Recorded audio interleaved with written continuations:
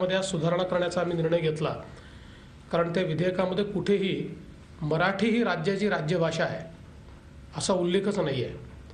तेव्हा मराठी ही राज्याची राज्यभाषा असेल आणि त्याची लिपी जी आहे ती देवनागरी, सरकारी देवनागरी लिपी ही त्याची लिपी असेल अशा प्रकारची तरतूद ही आपण त्याच्यामध्ये करतो.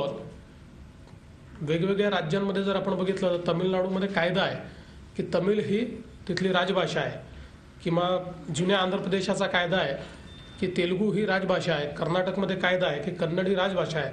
पण दुर्दैवाने 65 इतक्या वर्षांमध्ये आपल्या राज्याची 1960 पासून कायद्यामध्ये तरतूदच नव्हती. त्यामुळे तो एक मुद्दा महत्त्वाचा होता आणि म्हणून आज तो आपण कायद्यामध्ये अमेंडमेंट केली आहे आणि मराठी ही राज्याची राजभाषा असेल अशा प्रकारचा कायद्यामध्ये आपण अंतर्भाव करतो.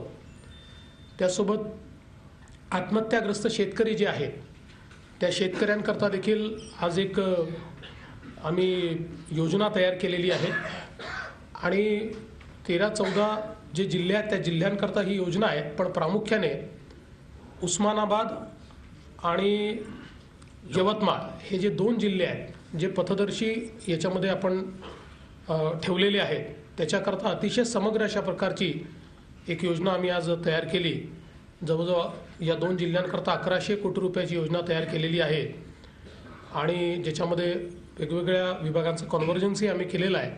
सविस्तर योजना आम्ही सभागृहात त्याची घोषित करणार आहोत, पण त्याला देखील आज आम्ही मान्यता दिलेली आहे. उद्यापासनं राज्याचं अधिवेशन सुरू होतं आहे आणि या अधिवेशनामध्ये जवळजवळ 15 कायदे हे मंजूर व्हावेत अशा प्रकारचा आमचा प्रयत्न असेल, ज्याच्यामध्ये सेवा हमी अधिनियम असेल, फी रेग्युलेटरी अथॉरिटीचा जो काही कायदा आहे तो कायदा असेल, त्याचप्रमाणे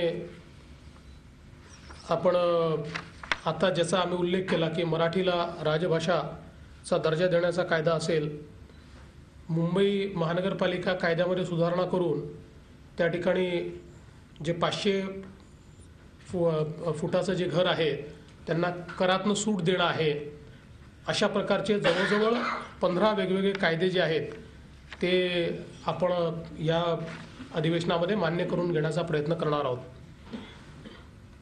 या अधिवेशनाकरता सत्ता पक्षाची पूर्ण तयारी आहे.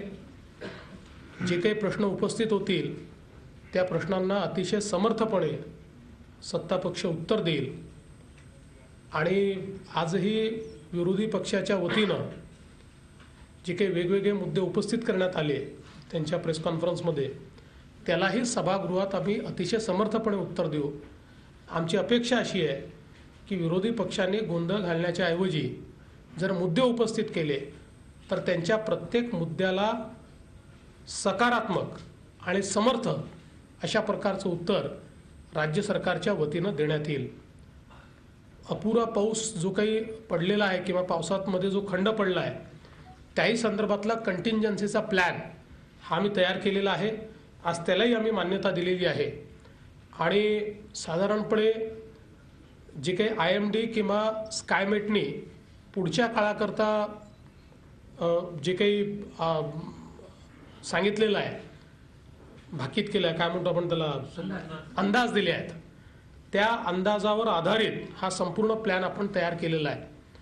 आत्ता राज्यामध्ये जवळजवळ 90 लाख हेक्टरवर पेरण्या झाल्या आहेत आणि काल जो सगळा अंदाज घेतला त्या अंदाजामुळे पावसामध्ये जो खंड पडला त्या खंड पडल्यामुळे जवळजवळ त्यापैकी 23 लाख हेक्टर पेरणी ही आज अडचणीत आहे.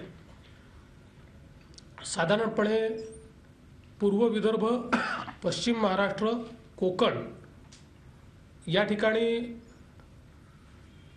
फार टंचाई भासेल अशी परिस्थिती नाही. पुढच्या 3-4 दिवसात त्या ठिकाणी पाऊस पडणार आहे. मध्य महाराष्ट्रात किंवा उत्तर महाराष्ट्रामध्ये नाशिकमध्ये पाऊस पडेल असा अंदाज आहे, पण धुळे, नंदुरबार आणि जळगाव या ठिकाणी आणि जवळजवळ संपूर्ण मराठवाड्यामध्ये आणि पश्चिम विदर्भातल्या जिल्ह्यांमध्ये पुढचे 3-4 दिवसही पाऊस पडण्याची कुठलीही शक्यता नाही. आणि साधारणपणे जर पुढच्या 5-7 दिवसात पाऊस पडला नाही तर यातल्या बऱ्याच ठिकाणी दुबार पेरणीची वेळ येऊ शकते आणि म्हणून त्याही करता तयारी ही आता राज्य सरकारने केलेली आहे.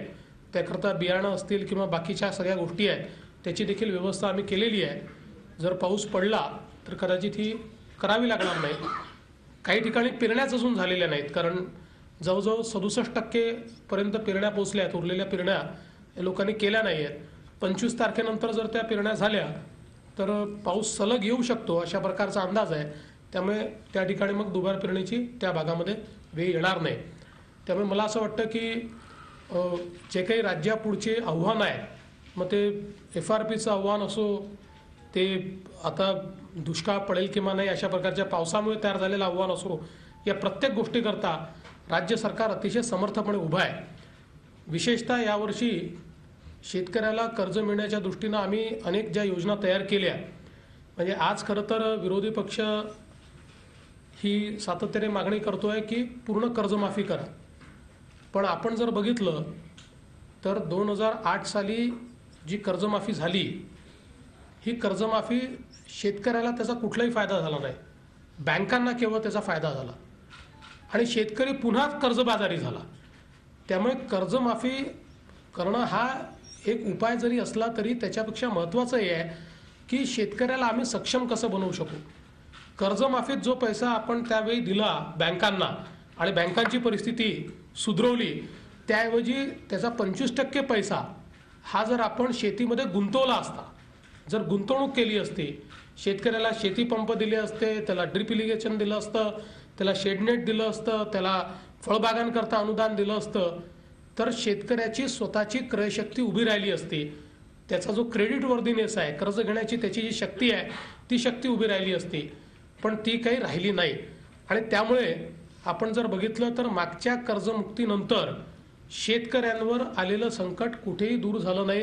शेतकऱ्यांच्या आत्महत्या बंद झाल्या नाहीत, त्या तशाच सुरू राहिल्या. म्हणून राज्य सरकारने यावेळी शेतकऱ्याला कर्ज घेण्याची, कर्जमुक्ती कशा करता आपण करतो तर त्याला पुन्हा कर्ज घेता आलं पाहिजे म्हणून, आणि म्हणून त्याकरता राज्य सरकारने त्याच्या कर्जाचं 3 वर्षाच्या ऐवजी 5 वर्षाचं रिशेड्युलिंग केलं आहे.